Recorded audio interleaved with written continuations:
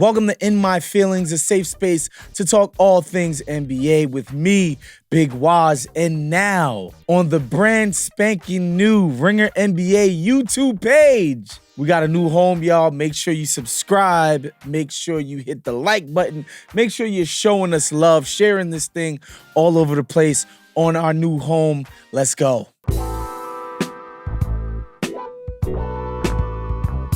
All right, folks, we have to now do a vibe check on not a team this time, but a player, a guy who comes up on In My Feelings all the time, and that's Klay Thompson. Recently, after a Golden State Warriors W, in which Klay Thompson, there's no other way to put it, he was benched down the stretch in crunch time of a game that the Warriors ultimately ended up winning, but man, after the game, he was clearly not in great spirits. Shouts to my guy, once again, Tony Slater of The Athletic. He seems to find himself in the middle of so many of these great post-game sound. Here's Tony Slater asking him about what it was like to not finish the game. How you feeling right now? I know you kind of feel great. Yeah. Physically.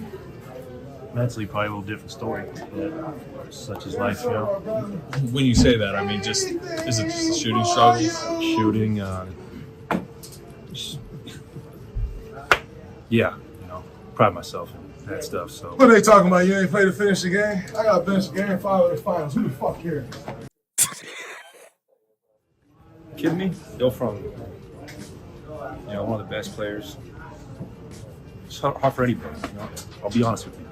Woo, man, is somebody cutting onions in here, man? I gotta say, just a couple of things. One, I want to give it up to Klay Thompson for being quite possibly the last human being left in all of NBA basketball. And what I mean by that is these dudes get consulted and media trained and just polished to death these days. And what we get is like their public representative at every single phase when they come and interact with the public. And Klay Thompson, man, in the postgame, being so raw and honest about his place and his position on the team now and within this league.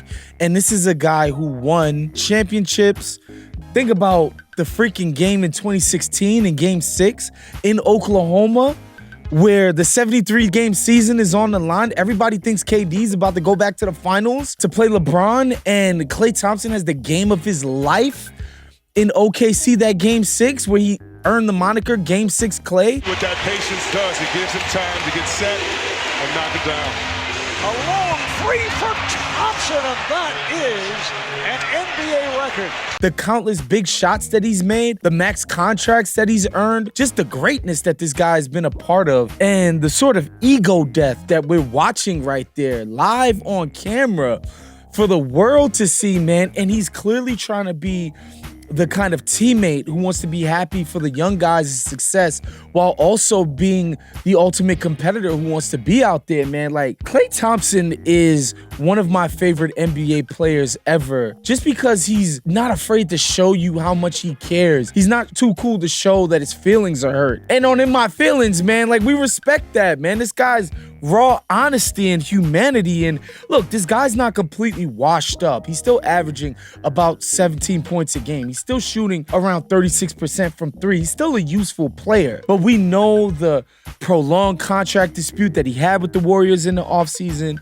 where he clearly wanted way more money than they thought that he should be paid. And then to watch himself sort of struggle at times during this season, man, just checking in with Klay just because this guy gives it everything. And again, he's so not afraid to put his humanity on display, man. And I truly admire that and respect that. And I think it's something to aspire to for all of us, man. Don't be afraid to be vulnerable. Don't be afraid to be honest, even when it's not your best moment. Shout out to Klay Thompson, man. We had to do a quick vibe check with him.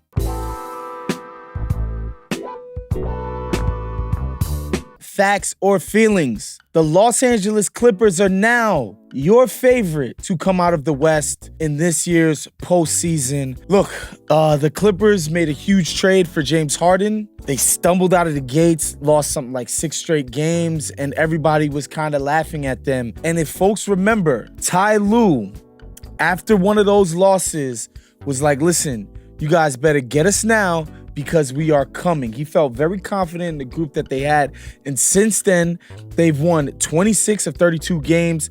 They've been the best team in the NBA throughout that stretch by pretty much any metrics, the eye test, point differential, just how it's looking. The team makes so much sense right now. James Harden has fit in seamlessly to his point guard sort of distribution role, his pick and roll capabilities. He's been the maestro, if you will, at the point of attack on offense. Kawhi Leonard is looking incredible. He's looking as good as he's looked in a Clippers uniform. In the last 2 months, he's basically, if you look at some of his shooting splits, 56% overall.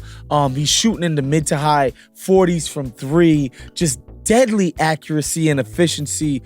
The kind of stuff that we've come to expect from Kawhi. And again, Paul George, Russell Westbrook, everything is fitting in seamlessly. And I think what makes the Clippers really special this iteration as opposed to the past ones, it is that James Harden component and the way that they can dissect you in the pick and roll without Kawhi Leonard and Paul George individual brilliance, where it's kind of just like, give them the ball, get out the way. They have added this James Harden component where they can generate efficient offense out of what he's doing at the point. And then when they need it, when it calls for it, Kawhi Leonard can just be individually great.